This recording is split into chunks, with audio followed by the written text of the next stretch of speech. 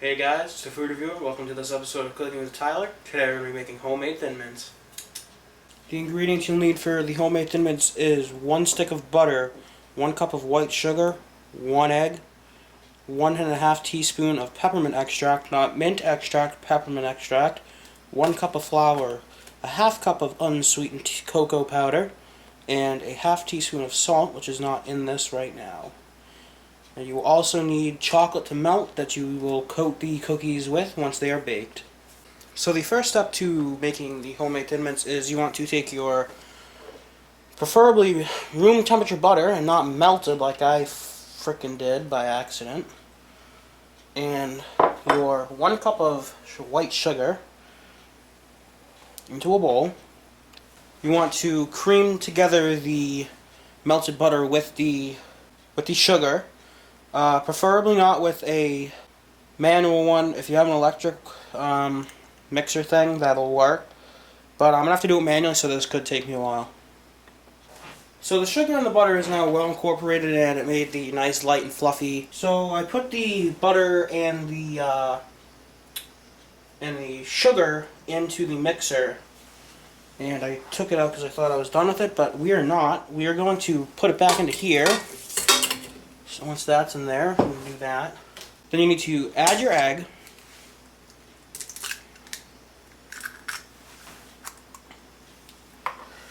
And you also want to add in your peppermint extract, which is 1 1.5 teaspoon. And once that is done, you can go ahead and mix those together again. Now I want to put the cocoa powder, the salt, and the flour together. You can just go ahead and whisk those together in a separate bowl. Okay, I made a huge mess with the cocoa powder, so we'll go ahead and put that in. Now you can go ahead and add in your 1 cup of flour. Now you can go ahead and just mix those together and get them all incorporated into each other. Okay, so now we're at the mixer. We're going to go ahead and add in half of the dry ingredients. I'm just going to close this. Put that in. Add in half of the dry ingredients because we don't want it to go everywhere. That's about half. And we will go ahead and raise that up and turn it on. So we go ahead and add in the rest of our dry ingredients.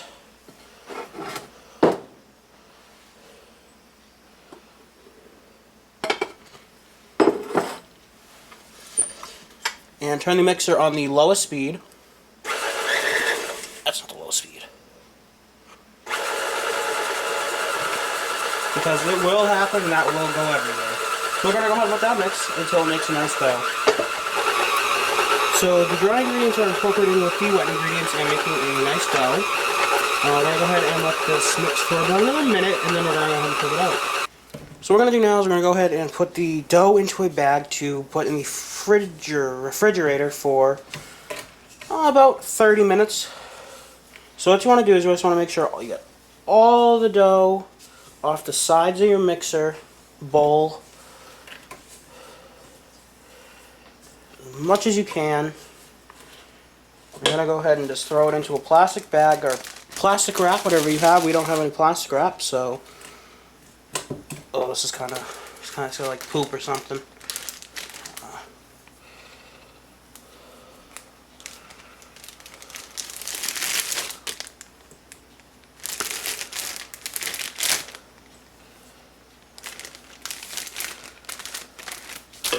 And once it's in the bag, just go ahead and press down on it and get it into a nice form of like a rock kind of deal. And go ahead and pop it in the refrigerator for about 30 minutes. Okay, once the 30 minutes have passed, you want to go ahead and take it out of the refrigerator. Get a little flour and go ahead and sprinkle it on, just so it doesn't get stuck to the rolling pin on both sides.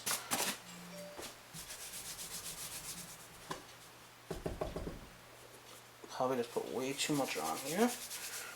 And you want to just go ahead and start rolling it out. And you want it to be about 1/8 of an inch thick.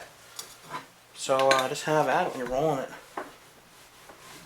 Once your dough is all rolled out, you can go ahead and just go crazy cutting these up. So once you have the Thin Mints all cut up and on the baking sheet, you want to put them in the refrigerator for about 5 to 10 to 15 minutes, just to allow them to get cool and retain their shape. Here they are on the baking sheet. Yeah, I was making sure that they were going to not stick, but I'm sure they will. So now we're going to go ahead and pop them into the oven for 350 degrees for about 10 to 12 minutes. Okay, the Thin Mints are done in the oven. They're nice and crispy. I don't want to break this one because I already broke 2 or 3 of them. So here we're going to go ahead and put them into the melted chocolate. And, you know, just sort of get it in there, cover it up. This is milk chocolate, by the way. Tap off the excess. Scrape some off if you have to. And once you have the excess off, just go ahead and place it onto something with parchment paper. It can be a plate, can be a cookie rack sheet thing, or whatever. And you're just going to go ahead and do that for the remaining cookies that you have. And we'll be back when they're all when they're done. When you're done putting the chocolate onto them, just go ahead and pop them into the refrigerator until the chocolate is nice and cooled down and hardened. And you're going to have yourself some homemade Thin Mints. So we'll be back when everything's done. And there we have it, folks. Homemade Thin Mints. I tried one. I gotta put a little more peppermint in there. But overall, they were very good. If you guys have, you know, an hour 30 minutes and you guys want to go ahead and try this out, go ahead. It was a fun experience to be able to cook Thin Mints. And, you know, go out and get all the ingredients and everything. These are all cold. I hope you guys enjoyed the video. If you did, you know, leave a comment, like, and leave a thumbs up. Suggest to me what you guys want to see next in the next Cooking with Tyler. I'm thinking about doing a meat stuffed pizza of some sorts. So I hope you guys enjoyed, and peace out.